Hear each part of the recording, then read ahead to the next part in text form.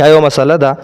یو کس د چا نه قرض پیسې علي او وایي زه به دله دا قرض پیسې په قسطونو ورکوم خو زیاتې به ورکوم. آیا دا ورکول څنګه دي؟ مسلې صورت به دا شي چې یو کس د چا نه ₹1,00,000 قرض علي او وایي دغه کس له به زه بیا په قسطونو دا پیسې ختموم خو ₹1,10,000 یا ₹1,20,000 به وله ورکوم.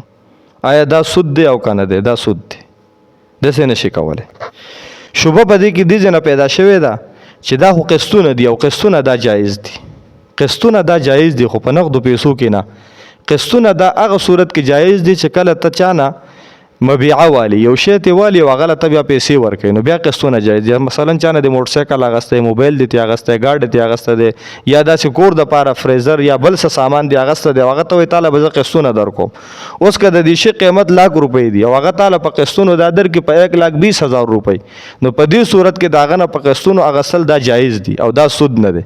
ته چې د چا نه نغدې پیسې علي چې دا نغدې پیسې به تا ته په قسطونو کې ختموم او ₹1,000 به زیاتې درکوم، دا ₹1,000 سود دی، دا نشي ورکول.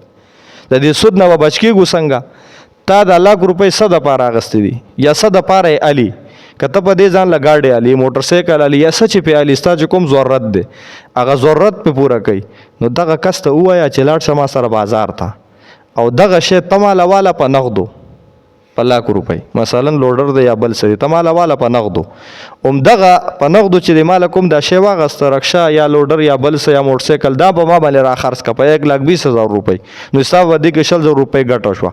حقه ₹1,00,000 دي تاله یې درکړې خو دونه تکلیف یې وکړو چې تا سره دوکاندار دوکانه پورې لاړې او هلته یې دا شی دله په خپل لاس واغسته او بیا یې تا ته په دا شی په قیمت در حساب کو نو ₹1,000 په تا ګران خرڅ کړه نو حقه ₹1,000 منافع هغه ته رالاله. اوس د سود نه هغه هم بچ شو او ته هم بچ شوې.